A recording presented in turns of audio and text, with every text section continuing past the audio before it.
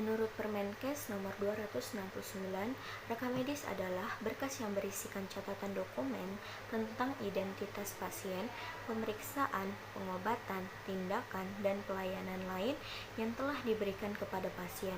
Dan menurut para ahli, yaitu menurut Hanafiyah dan Amir, rekam medis adalah kumpulan keterangan tentang identitas, hasil anamnesis, pemeriksaan, dan catatan segala kegiatan para pelayan kesehatan atas pasien dari waktu ke waktu. Dan menurut saya, RMIK adalah sebuah dokumen yang berisi identitas pasien, pemeriksaan, pengobatan, dan analisis untuk mendapatkan tindakan dan pelayanan yang sesuai. Ada 6 tujuan rekam medis, yaitu Alfred, yang mana administration.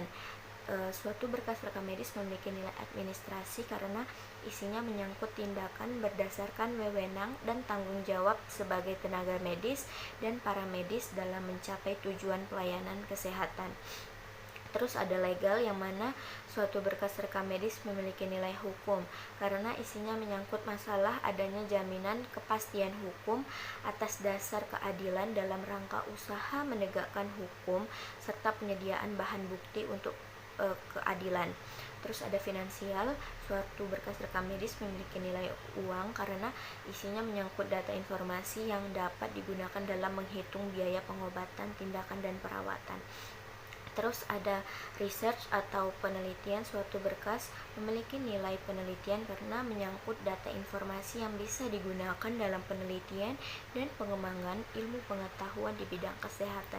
Terus ada education, yang mana suatu berkas rekam medis memiliki nilai pendidikan karena isinya menyangkut data informasi mengenai perkembangan atau kronologis dan kegiatan pelayanan medis yang diberikan kepada pasien, yang mana nanti bisa menjadi bahan referensi untuk pengajaran di bidang profesi kesehatan. Terus ada documentation, yang mana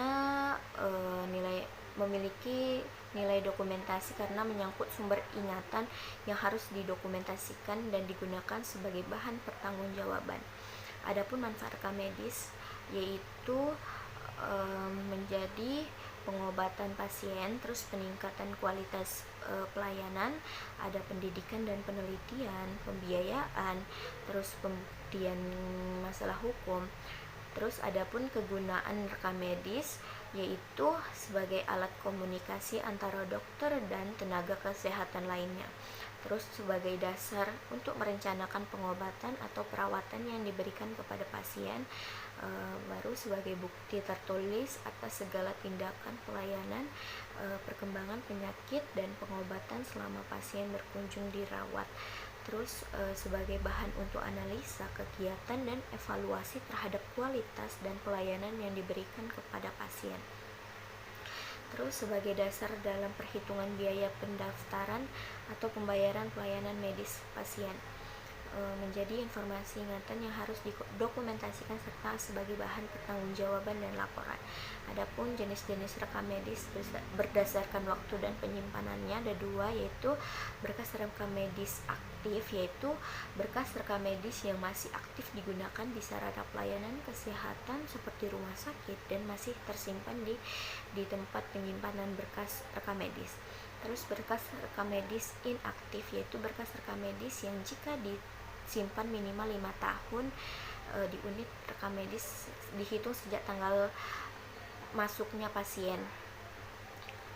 Terus adapun berdasarkan lokasi penyimpanan berkas rekam medis, penyimpanan berkas rekam medis dibagi menjadi 2, yaitu sentralisasi sistem, yang mana penyimpanan dokumen rekam medis secara sentral, yakni suatu rekam medis menyimpan dengan cara menyatukan berkas rekam medis pasien rawat jalan, rawat inap, rawat darurat ke dalam suatu folder tempat penyimpanan.